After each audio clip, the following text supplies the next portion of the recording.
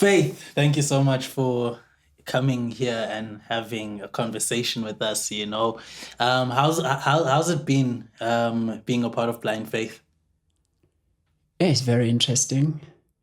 Finding yourself in a platform of what you already wanted to do, because I'm a one person that was once a victim, greatly a victim of issues around mental health. So after going through that, I feel like I have to be the person that tell the story around it. So if there's a platform that is there which is doing more of the same thing, it becomes something that I really appreciate, because I can voice out what people need to understand, because there's a lot that people don't understand about mental True, health. true. There is, and how big the spectrum of mental health is, and I think remember like when we spoke about it in the first meeting in terms of how did we even get to the story that we currently have now of Cindy, who's dealing with grief and a bit of trauma from her parents' tragic passing.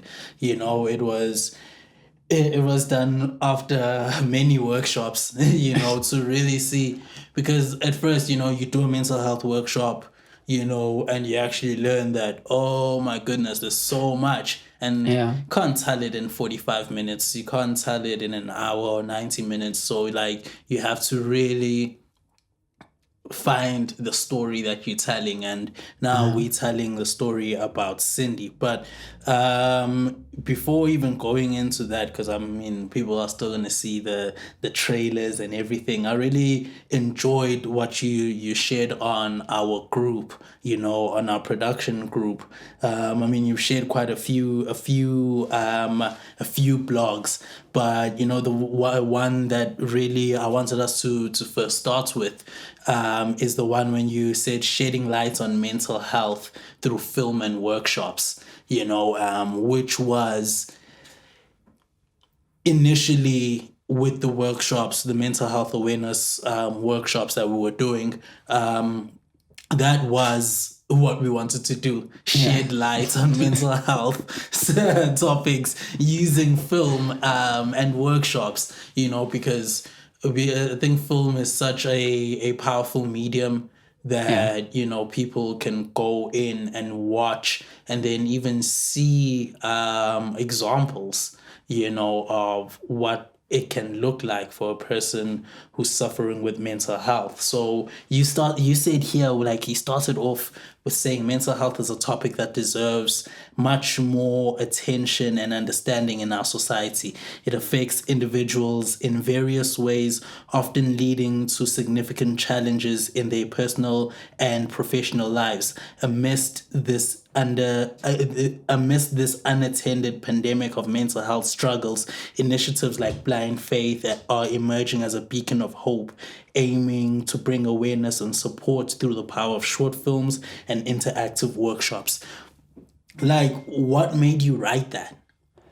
I normally say mental health is an unattended pandemic, because a lot of people, they don't really pay attention to it. Even though there are some initiatives that comes with it, but they don't become really direct to it. Even if you look some films that are living online, they don't really tell the true essence of what a person who's suffering from mental health suffers from. So I feel like it's a pandemic that we have, because we are all affected by it, and there are some results like gender-based violence that we are seeing emerging. We have issues around alcohol and drug abuse that we are seeing. Those are the result of it, because of people. You'll find people committing suicide and all those kind of things. That's a pandemic that we have at this age. So I feel like if we can have platforms like this, like short films that will have, that can really take somebody who doesn't understand to visualize it, to see it, what actually a person having mental health go through, it becomes something like a beacon of hope. It becomes a foundation that we have to see, because some people, is not like, yes, there is a stigma around it, but it's caused by lack of information and education around it. And if we can bring that awareness to people, bring that information to people so that they can see if there's somebody, maybe there is a neighbor that they have, they can already see that, no, this person is behaving this way because they have some mental issues that they are going through, and they can now come to step in and become a support structure. So that's why I came with that concept of saying that Blind Fait is coming as a form of coming now to say, there is a person called like Cindy who's going through such issues around now, is having mental health complications.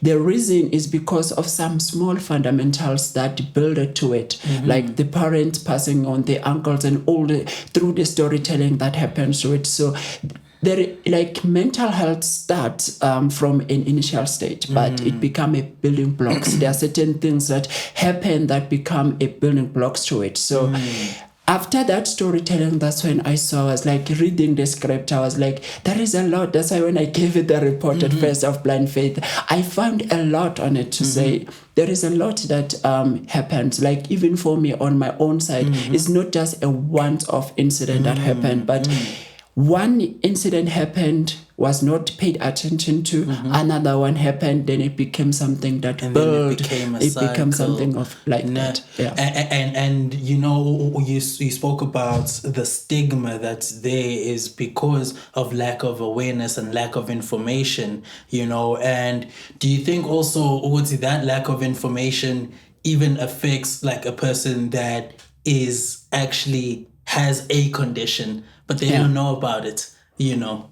You know, it's easy to subscribe somebody to say that, okay, this person has an issue without being able to say that I also have an issue. Also have an issue. Right. Yeah. It's easy for me to stand out and say that that person has anger issues without even saying that I also have mine. That's why they say, be aware that when you point somebody, their fingers pointing back to you. So, I also had that situation where when I was suffering because for me it was depression, I saw other people having same issues at first, but I couldn't see it through me because at me, I was like, if I speak about it or if I pay attention to it, it's like, I'm giving it more power to me without noticing that me not paying attention to it, I'm giving it more power because what you don't know actually will kill you than what you know. So that's something that I always have in mind to say.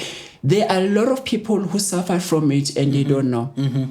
They are only seeing the result of it. Sometimes you might find yourself, you don't want to be around people. You love being in your own space, lock up in your own space. Not to say that when we are going through something, we have to be broadcasting to everybody, but you need to say that this thing is really affecting my well-being. I cannot now operate natural. I cannot now go and speak to people, things that I used to love doing. I don't love doing anymore. Now I want to be in one confined space, locked up. So those are things that even people who suffer from it, they don't pay attention to it. They just say, maybe, no, it's part of growing up. No, it's part of the phase. It's part of, we always have excuses around it because that's what actually become, I can say, a good freeway for mental health to work on when you have excuses because you'll be like, no, it's just part of the phase. No, don't worry. My child is growing up. No, it's always not noticing. But there's actually something deeper that's happening,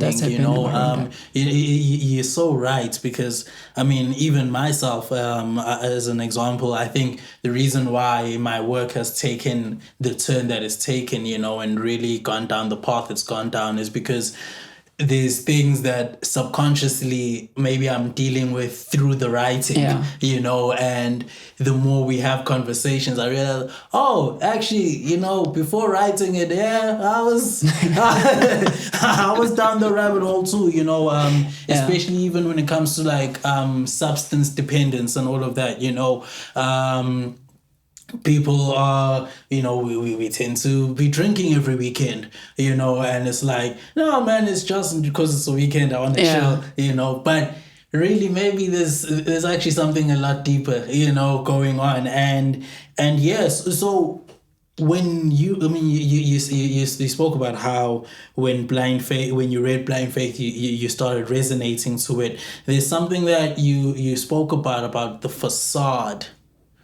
of bravery that we put up, and I think we sort of see it in Cindy as well. Yeah. You know, when in moments when her friend is like, yo, what do you say, friend?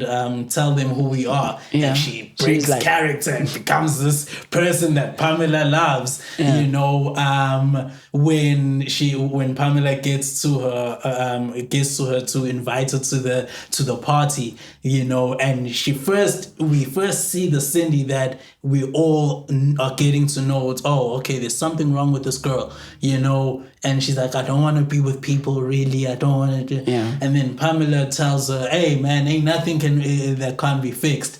And then she has a solution of like, do you have a hit for me?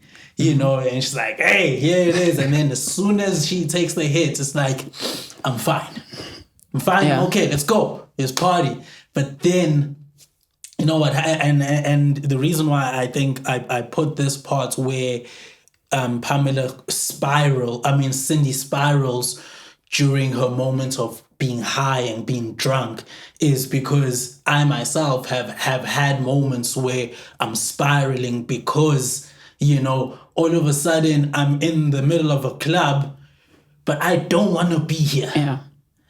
Like, it's crowded now. Like, why am I even here? Like, It's just become overwhelming. yeah. So, I mean, what was that like for you when you know, I mean, being able to reflect on it now, but what was it like for you, that facade that you put up for people?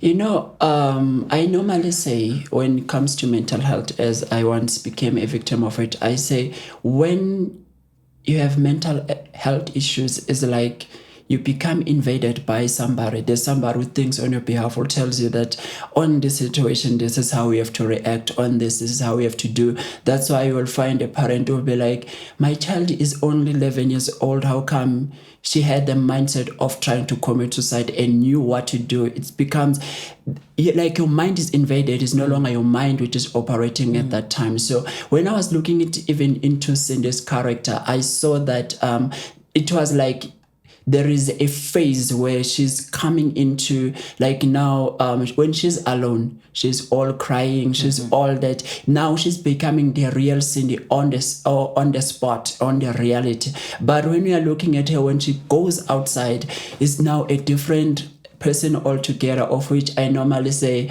you put on a makeup of smile. We normally put a makeup of smile because you are like, I don't want people to see my vulnerability as a person. I want people to see the happy me that they know me to become, of which I even spoke about it when I was giving that report. Yes. To say people have that misconception of saying if you have money, you will never have everything becomes sorted for you. It becomes something that is so vibrant. You don't have issues, of which, yes, they say money answers to many, but it doesn't answer to all, because you might have money, but it's like you can have food, you may not have appetite. That's something that you normally go through, of which even with mental health, it put you in such situations where I remember even with my own self, I don't want to be alone, but I don't want to be alone too. Like I don't want people here.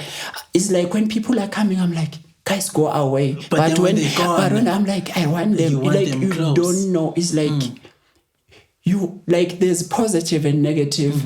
You want to become neutral. It's like between you want both of them, and you can't have that in life. You need to choose. Do you want hot water or you want cold one? Of which mental health will put you to say, I want the hot and the cold, and of which you cannot have at the same time. So that's the same thing that happened with Cindy too, when I was looking at that to say, Cindy find herself in that spot of now having to portray the same character before she became affected by mental health complications, because there was a certain standard that she was known before, maybe before the parents passed on. So she has to keep that same standard, because there are certain people who are looking up to her, like Pamela, who's already looking that friend who be like, let's go out. And so also that's on top of that, when her parents die, they leave her money. It's hey, brother, your life is even better than before. There's that independence tendency now, you don't need to say, Mom, can I have money for it? That's something that people, they always don't understand that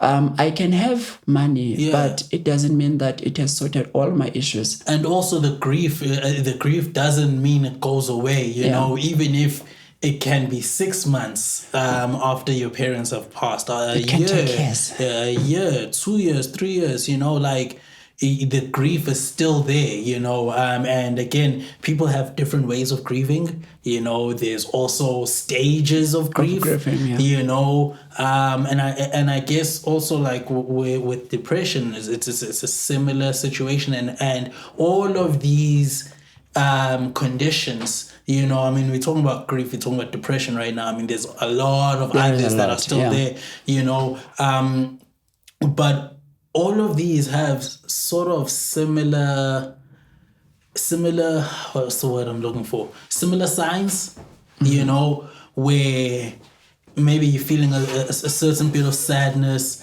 you know, and then it's easy to say, I'm feeling sad just because I lost somebody or anything like that, you know, but perhaps that sadness has gone deeper, you know, as you're being sad in your grief. Maybe if it goes untreated, that sadness, it can lead into a depression. So now you're facing a person that is not only grieving, but is also now depressed because of grief. You know, I normally say when I was even doing research, I got to the point where I had to understand that there is a difference between feeling depressed and being depressed. So in such context, when we are feeling sad, you lost your beloved or anything of that sort, the first initial stage which we all find ourselves in is when you are feeling like depressed, you are going through your emotional stage where you don't even feel like being around people. That's something that is common, right? But the minute you get to the point where you are depressed now, or because it's not about being depressed alone, there are a lot of other varieties when it comes to mental health, is when now you have gone deep from just an actual feeling. You are now living in the feeling. Like you are no longer at this point of I'm feeling sad. Like sadness is on you now. It's the one that is controlling you right now. You don't have control over the feeling. You don't have now that thing of being able to come out from the feeling. You are now living in it. So it's the one that tells you what to do, when to do, and how to go about it. Now it's like you have gone down, it just surpasses you. So that's something that we really need to understand, that when you lost a beloved like Cindy, it happened, you need to understand that we are different people first. Some people respond to situations, some they react through our own characters and our mindset that we have. So you might find that there are people who will respond effectively. We might find that we are two siblings who lost the same mother but won't reflect the same way. You will find that my sister that I have might respond positive. Me, I react. Then me, I get affected because I just reacted. I was like, oh, this really happened. So it depends with our mind capacity at that state of the incident. So we cannot say because we are two people affected by the same thing, and then it will happen the same way.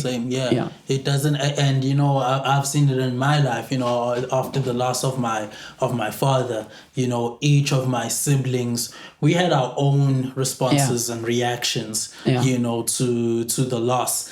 And you know, I really wanna. When it gets to Blind Fait, because I don't want people to be confused on like, oh, is this film about, is it depression? No, it's not. Cindy is not depressed. She's grieving. It's just that that grief is unaddressed. She doesn't know how to go about it, you know. But the thing is, it's the initial stage. Everything has stages. If you see the character of Cindy, there was a point where when they were about the bridge, where now she started hearing voices. She was now, that's when now mental health was kicking in, like depression was starting to show signs that it's no longer now on the stage of just grieving, but because it's untreated, there's nobody attending to it. It's now escalating, now starting to grow to become something else. So even with the character of Cindy, we see that the initial issue is the grieving part, but it's not attended. There's nobody who's addressing it. And when you don't attend it, something then starting to grow. And the uncle is coming in now, is wanting to claim properties and all that. So now it's becoming like two issues. I lost my father, my mother, and my family that I said I expect to support. They are not. My uncle wants to get some things out of it now. My friend wants to I get can't something grieve out my of mom. me. I can't grieve my dad. Now I have to be in the battle. You see, now like the part of her to grieve was taken away because the grieving was not about on the funeral time. It's also up after. You have to grieve after and be able to heal after it. So even with Cindy, that's the same thing, that stage was taken away from her. Now she has to be fighting with the uncles. There's lawyers. There's all that she has to now get into the battlefield for. And then now that's when now the mental health started to kick in because there was a reality that was not addressed. Yeah. And she was just like, you know what? I'm tired. Because I mean, we all reach that point, right? Where we just say, oh my God, I'm just tired. I'm just tired. You know, I'm just tired. And I mean, it doesn't help that her friend, you know, it tells her to say, hey, I'm not your mother. So you can take your problems and whatever this is and jump off a bridge with it. Yeah. Not knowing that will actually happen. And so many times, because Nazi, we have maybe our own things that we are dealing with, but we haven't dealt with them, we can say something. And it will happen. And it will actually lead to a result that is unfathomable. You know, with the mental health, the thing is, every word becomes a seed. Especially when it comes to us. Because one thing that you need to understand is that when I'm the one in the state where I'm suffering from mental health, whatever word that you will say, you can say jokingly. Maybe we are in our happy mode. Maybe we went out in the club, you see me happy and all that. And then you are seeing me like, oh no, it's fine. Then you say a word jokingly, not meaning it. Because I have my own issues, it become a seed. I will take that word. In my own world where I will be alone, it will become a real world, not out of the content that you gave, but out of the context of what I'm feeling right now. Maybe you can say, I Faith, you are just a bad boy, plainly. But for me, as I'm a person suffering from mental health, when I'm in my own space, I'm encountering some situation, the first thing I will remember your words. And then now it doesn't become the way you said it. It becomes through the reality I'm saying. I'm like, actually, yeah, I'm a bad boy. Even who said it, I'm like, but the way you said it, it had nothing to do with this. But then you'll just... The mind will create this world, you know, create this false evidence that appears real, you know, and it's like, okay, actually, you know, I am that. I am that. Yeah. I am that. Like, and I do deserve this. And then you start beating yourself and you... And self-guilt is one of the first things that happened because at the state, I even saw it in this character when I was looking out. She will be happy and all that. The minute she comes in, she will end up taking drugs, started drinking because now she's back first to her reality. And then now she's remembering all the things that have been said out there. And then she started to feel bad for herself. Now she's like, actually... I responded bad to Pamela. Now she's starting to blame Pamela and all that. Now she's like, at the end, that's when she ended up trying to hurt herself now. Because now she was like, actually, I don't deserve living. That's when guilt comes. Because the first thing that comes in is guilt.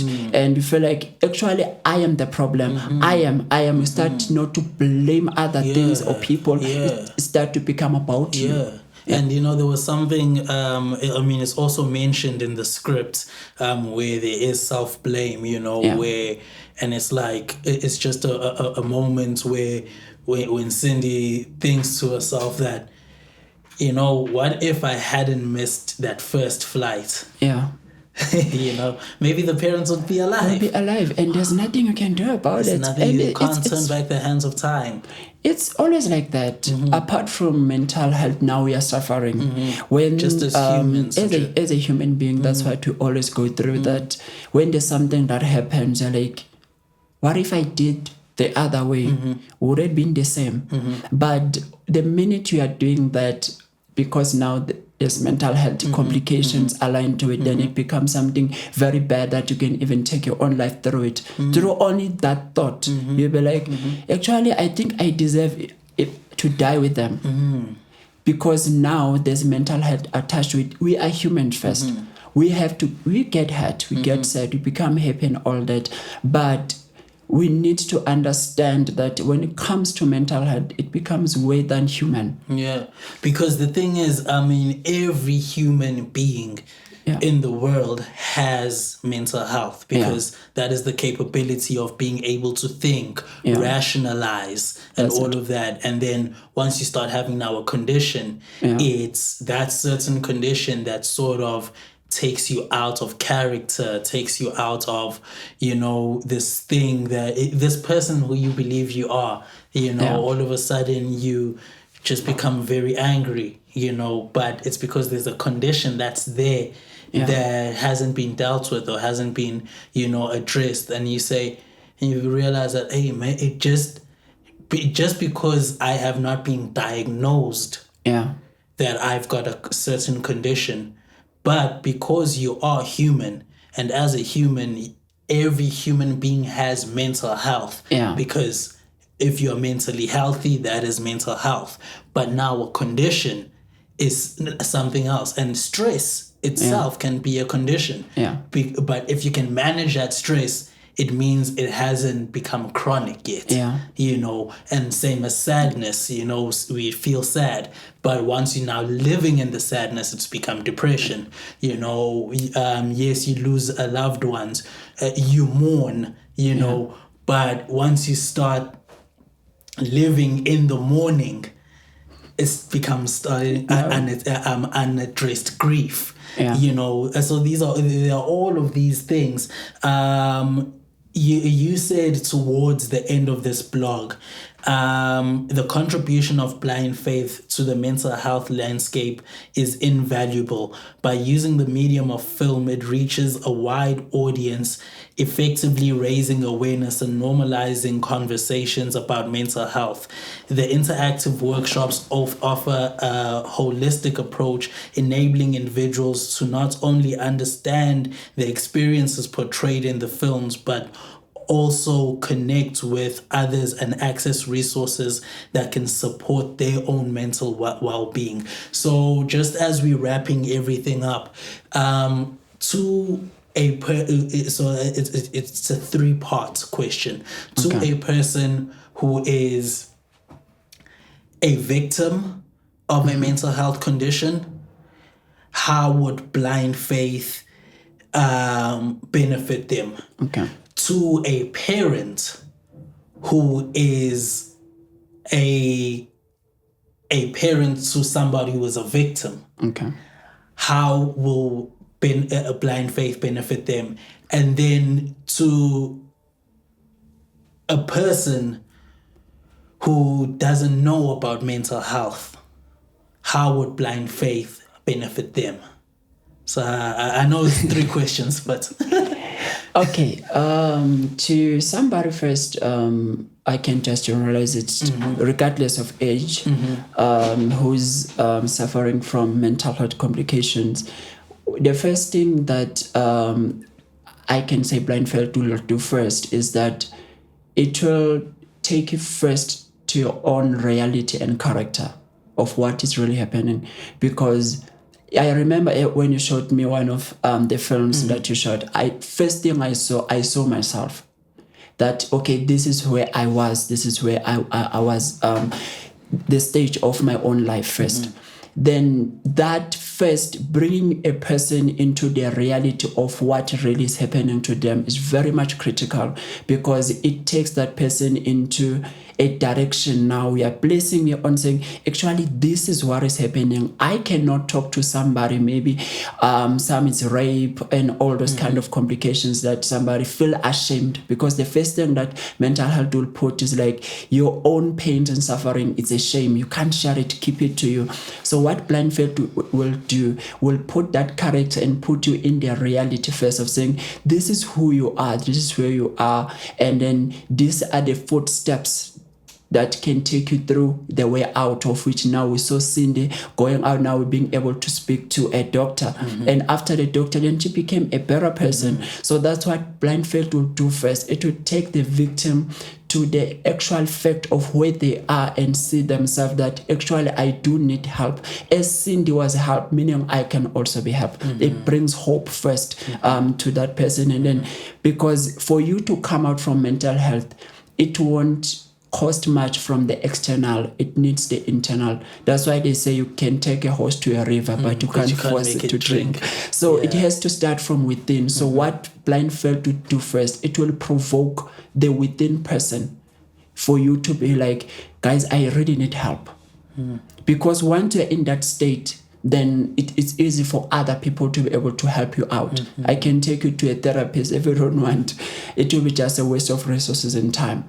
So that's the first thing that I feel like Blind Fait will really do, which is very much critical to somebody who's suffering from any mental health complications. Then to a parent or any guardian that has a person suffering from mental health, what Blind Fait will do first, I feel like it will bring awareness first, because as a person, we all know our brothers, our sisters, our children, our cousins. Then we're able to see the character of a person, be like, actually now I understand why this person is responsive in such a manner, meaning this person has an issue mentally, this person doesn't have anger issues, this person doesn't have shorts, like there are people who easily get angry, of which you are like wondering what happened. So as a guardian, you put that person and be like, this is the actual issue. What you are seeing, it's real. It has nothing to do with you failing first, because what parents do first,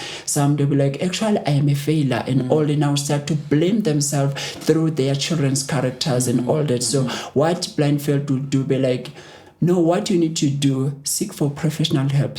There are workshops. You see, now it's bringing even their workshops to say, you might say, I cannot afford a therapist and all that. Blind Fait also offers now their workshops aligned to it. So now the parent will be provoked to say, if I can bring my child or my cousin or whoever, I can bring to watch this movie. First, I will take my child to their reality of what they are going through, and then now we can have open discussions around mental health. Maybe that my child can also be assisted too. Now we'll find other people that went through the same issues, because I also do certain conversation with young people into such context. I'm not sure if I still remember your last question.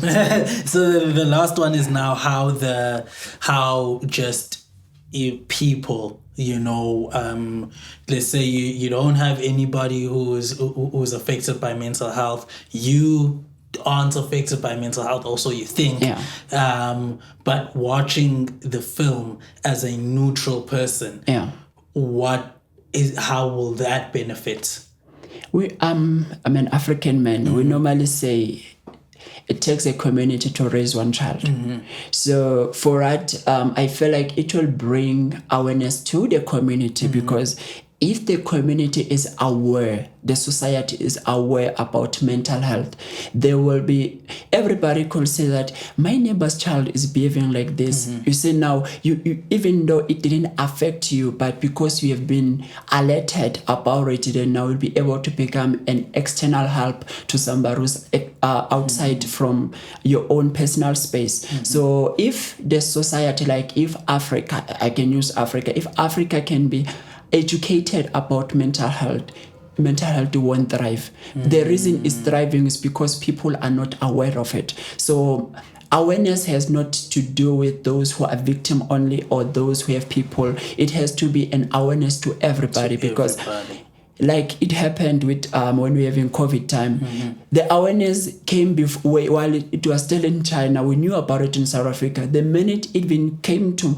our own proximity, we were able to now to know what to do, what not to do, and all those kind of things. So it's like now, if there's somebody who's not even affected, we are bringing that person to an awareness first to say this thing is real. It can happen in your own house. It can happen to anybody. So be aware of it. So it's like we are bringing a prevention